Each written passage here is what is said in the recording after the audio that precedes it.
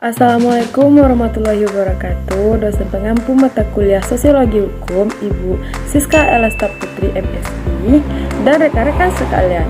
Perkenalkan, nama saya Loli Resti, NIM 1930203037 bersama rekan saya. Kami dari kelompok 3 akan membahas tentang hukum dan stratifikasi atau pelapisan sosial. A. Pengertian pelapisan sosial atau stratifikasi sosial. Stratifikasi sosial atau sering kita kenal dengan sebutan pengelompokan sosial atau kasta atau diskriminasi atau tingkatan strata sosial. Dalam kehidupan bermasyarakat sering kita temui hal-hal semacam ini.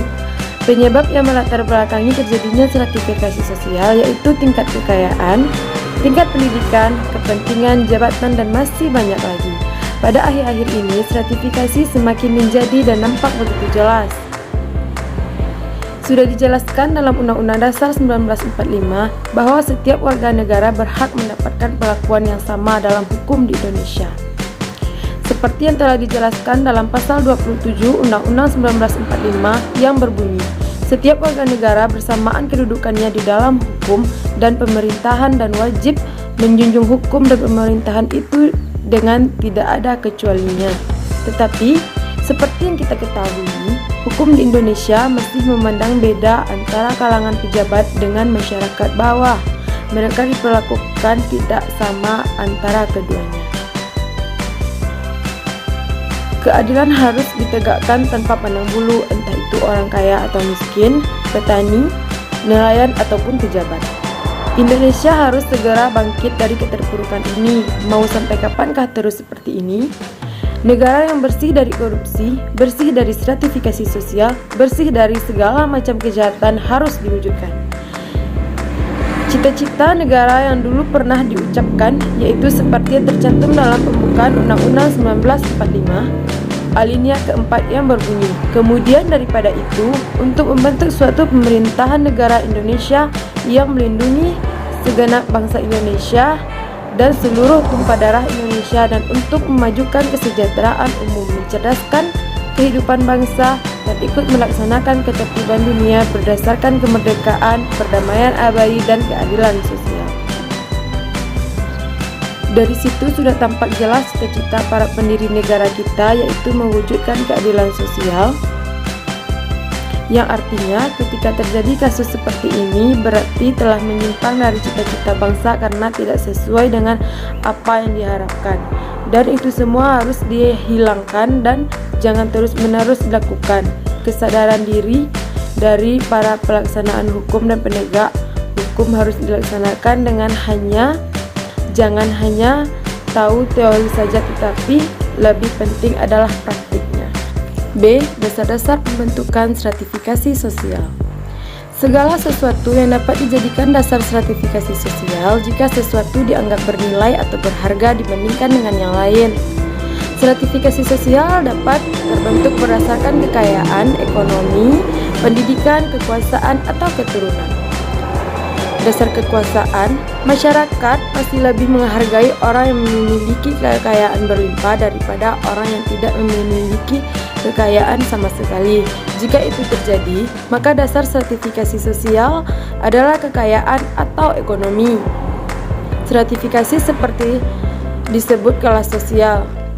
Kelas sosial adalah stratifikasi sosial berdasarkan ekonomi. Masyarakat tidak dapat melepaskan dimensi ekonomi dari dimensi pekerjaan dan pendidikan. Pekerjaan dengan pendidikan merupakan bagian penting dari ekonomi. Dasar pendidikan, semakin tinggi pendidikan yang dimiliki, maka semakin tinggi pula kedudukan sosialnya dalam masyarakat. Lapisan pada pendidikan tersebut bisa dilihat dari lulusan sekolah dasar, sekolah menengah pertama, sekolah menengah atas hingga perguruan tinggi. Ukuran ilmu pengetahuan masih digunakan dalam kehidupan masyarakat. Kekuasaan, jika kekuasaan yang akan masuk dalam lapisan atas dengan kekuasaan yang dimiliki tinggi maka akan dibanding lebih hormat, berbeda jika kekuasaan yang dimiliki rendah. Adapun poin selanjutnya yaitu pengaruh stratifikasi sosial terhadap penegakan hukum di Indonesia.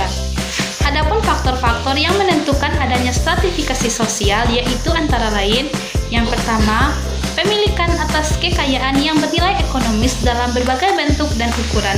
Artinya, strata dalam kehidupan bermasyarakat dapat dilihat dari nilai kekayaan yang dimiliki seseorang. Yang kedua yaitu status atas dasar fungsi dalam pekerjaan, misalnya sebagai seorang dokter, dosen, buruh pekerja, dan sebagainya. Semua ini sangat menentukan status seseorang dalam masyarakat. Yang ketiga yaitu kesalahan seseorang dalam beragama. Jika seseorang sungguh-sungguh penuh dengan ketulusan hati dalam menjalankan agamanya, maka status seseorang tadi akan dipandang lebih tinggi dalam masyarakat. Yang keempat yaitu status atas dasar keturunan. Artinya, keturunan dari orang yang dianggap tinggi atau sering dikenal dengan ningrat merupakan ciri seseorang yang memiliki status tinggi dalam masyarakat. Yang kelima yaitu status atas dasar jenis kelamin dan umur seseorang. Pada umumnya, seseorang yang lebih tua umurnya lebih dihormati dan dipandang tinggi statusnya dalam masyarakat. Begitu juga dengan jenis kelamin. Laki-laki pada umumnya dianggap lebih tinggi statusnya dalam keluarga dan masyarakat. Secara teoritis, semua manusia dapat dianggap sederajat. Jadi, tidak bisa dibedakan manusia itu dari kekayaan kah, dari status sosial kah, dari pekerjaan kah, atau maupun dari jenis kelamin.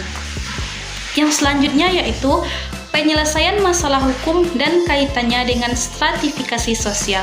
Hukum yang diterapkan dalam masyarakat akan membawa pengaruh bagi masyarakat. Dalam proses penegakan hukum, pengadilan yang memutuskan terhadap sebuah perkara, sosiologi hukum lebih melihat kepada hubungan sosial yang terjadi dalam proses penegakan hukum dan putusan hakim sehingga akan menimbulkan dampak secara sosial. Dampak diberlakukannya hukum negara tersebut akan berpengaruh terhadap individu atau kelompok yang sedang bermasalah dengan hukum, keluarga masing-masing, kelompok-kelompok atau organisasi kemasyarakatan. Masyarakat dalam arti luas dan media massa pun turut berperan andil dalam sebuah kabar berita pada hukum yang berlaku di masyarakat. Mungkin hanya itu materi yang dapat kami sampaikan. Saya sebagai pemateri Loli Resti NIM 1930203037 bersama rekan saya Lelia Sarsi Kodri Gusti mohon pamit undur diri. Kami mohon maaf jika ada kesalahan kata. Dan buat teman-teman yang ingin mengetahui lebih lanjut materi hukum, silahkan subscribe channel kami di Mahasiswa Alien Channel. Jangan lupa ya, terima kasih.